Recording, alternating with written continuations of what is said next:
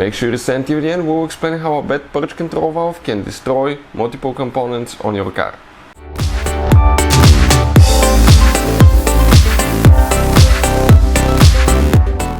Hey guys, welcome back to Auto Repair guys. Thank you guys for watching and subscribing to the channel. Today will be super helpful video to any of you having a Dodge Challenger, and if you need to remove or replace purge control valve, stay with us. We'll explain guys how to do that, where it's located, and we're going to talk even about symptoms of bad purge control valve and how it can affect your engine guys. In some cases it can actually even cause hundreds, even thousands of dollars of damages. We'll explain why if not fixed on time, so make sure to stay until the end.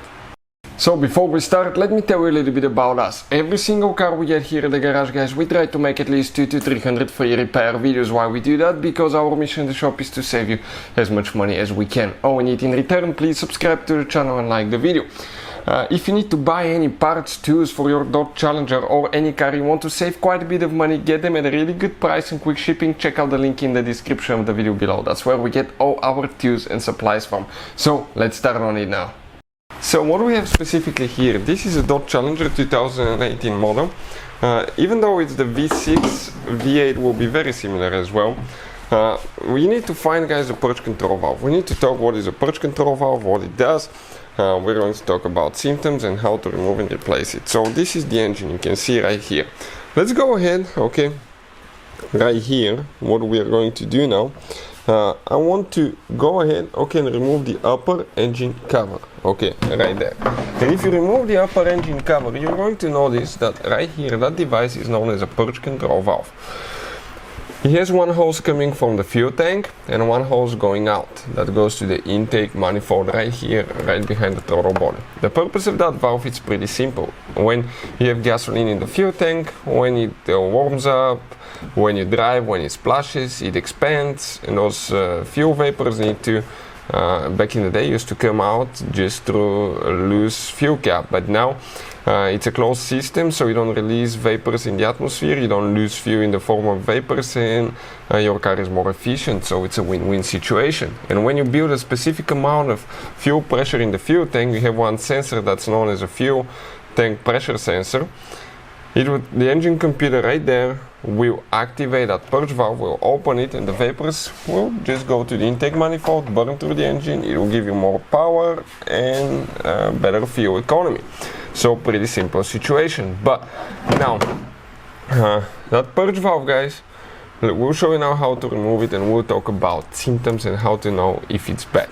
So if you come right here, okay, that purge valve will need to go up. Check this thing out now. You need to go up, but it hits that connector. So that connector has one clip, like if you grab it a little bit more firm, okay, it will come out. Check this thing out. The clip slides right here, but it stays over there. Grab that purge valve, okay, and here, okay, we want to see where we're going to unplug it from. We'll see, let's first get it loose from here. You just grab it, okay, and we pull it out. Now, I want to disconnect the wire, but okay, 1 second. Pulling that piece there, out.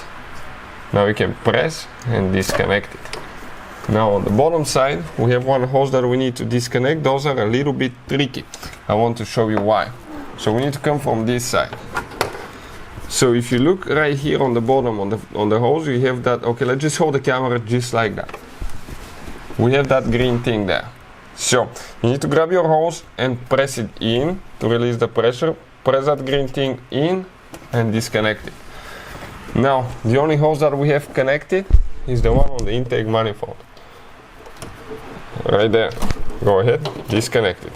You have one clip holding the hose towards the other hose, and this is your purge control valve. If you want to see guys, okay, how to test purge control valve, and if you want to know, okay, the symptoms of bad purge control valve, we're going to have the video on our channel that's going to teach you that. It's not very complicated to test it, but you need to see how to do it to make sure that it holds pressure too. That's very important, because if you have a bad purge control valve, it can actually activate codes for vacuum leaks or having a lean fuel mixture, which the engine will try to compensate by spraying more fuel.